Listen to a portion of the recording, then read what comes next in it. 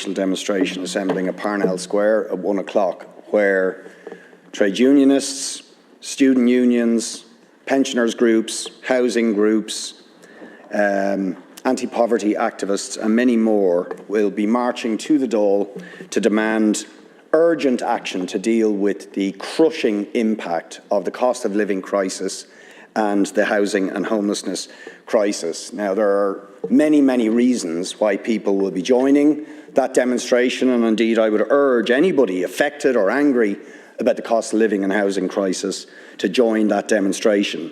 They'll be there because of homelessness, unaffordable rents, unaffordable childcare, mortgage interest hikes, grocery price hikes, and much more. But today I want to concentrate on one aspect of this cost of living crisis, and that are the shocking figures produced by the Commission on the Regulation of Utilities this week, which show that an incredible 11%, 256,000 of electricity customers are now in arrears, up 72,000 since January of this year. An equally incredible 168,000 gas customers are now in arrears, up 24,000 from the beginning of the year. 1 in 5 gas customers in arrears. The figures also show that disconnections have jumped dramatically since the lifting of the moratorium on disconnections.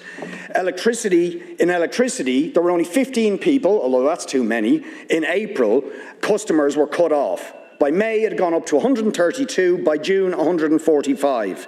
Gas customers, 21 cut off in April, then it jumps to 132 and 145 in June. This is happening during the summer months, not the winter months that we are now facing into.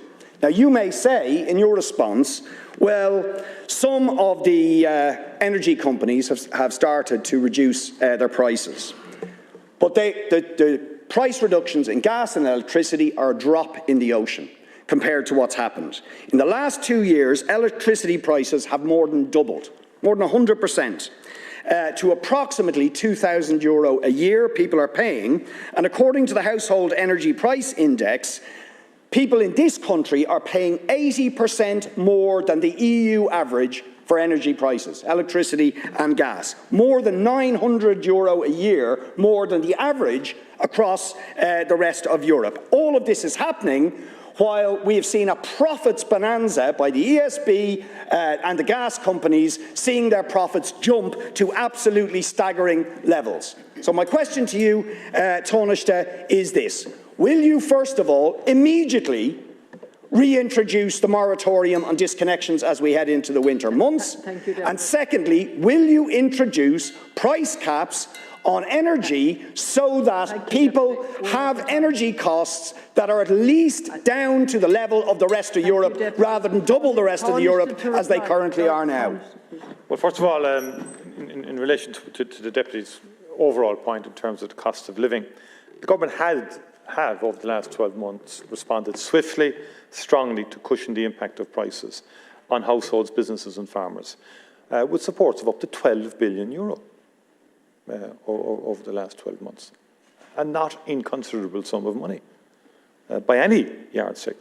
And the ESRI, the Economic Social Research Institute, found that the one-off measures that we announced as part of Budget 2023 insulated most households from rising energy prices last winter. Well, people are under pressure, I acknowledge that. The cost of living is a big issue for people on the ground. But our measures did, over the last year, support people, and particularly for people on fixed incomes, including pensioners, carers, and people living with a disability. I mean, there were 8 lump sum payments alone in 2023. The doubling of payment of the child benefit, the autumn double payment, the 400 lump sum payment of fuel allowance, the 500 lump sum payment to families receiving working family payment, the €500 lump sum payment to people in receipt of disability allowance, blind pension or invalidity, €200 lump sum payment to people in receipt of the living alone allowance, 500 lump sum payment to carers, and the Christmas bonus double payment of weekly. And I could go on in terms of the weekly social welfare pension rates going up €12, and much, much, much more in terms of interventions, the €200 energy credits over the winter months, 3 of those. So these were unprecedented interventions, rightly so, because we have an unprecedented energy crisis. mainly caused both the post-COVID supply and demand problem, but also the war in Ukraine, which we're well aware of. And we have further problems now in terms of the reduction in production by some of the big oil producers, which is causing a significant uprise now in terms of the cost of fuel. And so the government, in the context of the forthcoming budget, will be examining the cost of living issues. And essentially both a combination of the budget and the cost of living package will again endeavour and work to try and ease pressure on people, particularly in respect of the winter months and in respect of pressure that people are coming under in respect of increases. In terms of housing, and you mentioned housing, the bottom line is that 2022 has seen the highest level of delivery of new build social housing since 1975. Over 10,000 social homes delivered last year, and we're heading in an even higher amount this year. So it's I think 26,000 houses, social houses alone, have been provided since this government came to office, and that includes the period in COVID when construction was suspended on a number of occasions. So these are significant progress in respect of housing, but we have a long way to go, and we have more to do in that regard.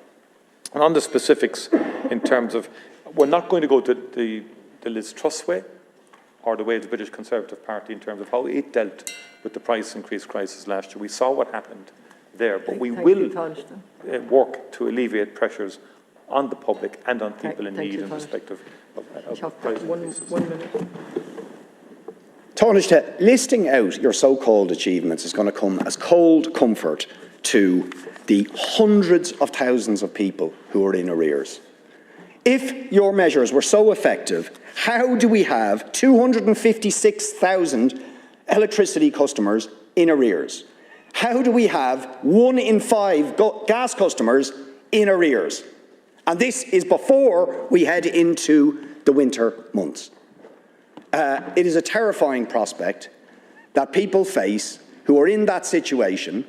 How do you explain that electricity and gas prices here, if it's all about the war in Ukraine, are almost double what they are in the rest of Europe? Well, I'll explain it for you.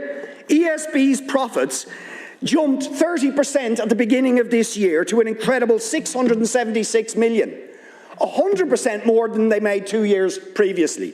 And you can see a same picture for SSE, for Energia, and so on. All have seen their profits go through the roof. What are you going to do about the profiteering? And you didn't answer my question. Will you reintroduce immediately the moratorium on disconnections? And why can't you bring down unit energy prices to the same level as the rest of Europe? Thank you, Deputy. Well, first of all, in terms of the ESB, it's a state company, which you're a strong supporter of, I take. And if you had your way, you would have more state companies across the board.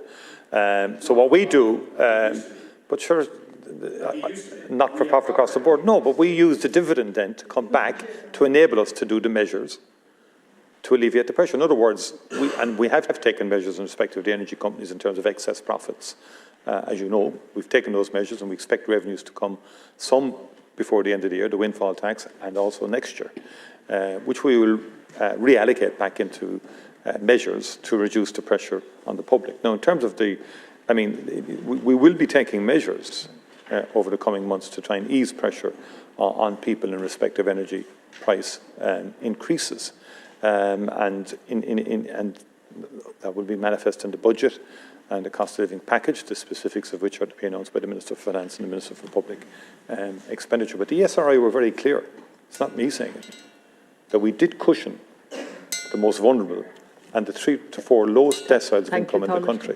And that's independent, objective data and analysis. Thank you, Tánaiste. Micheál. Ag bugger I Adishkaji and Chuck the Michael Fitzmaurice.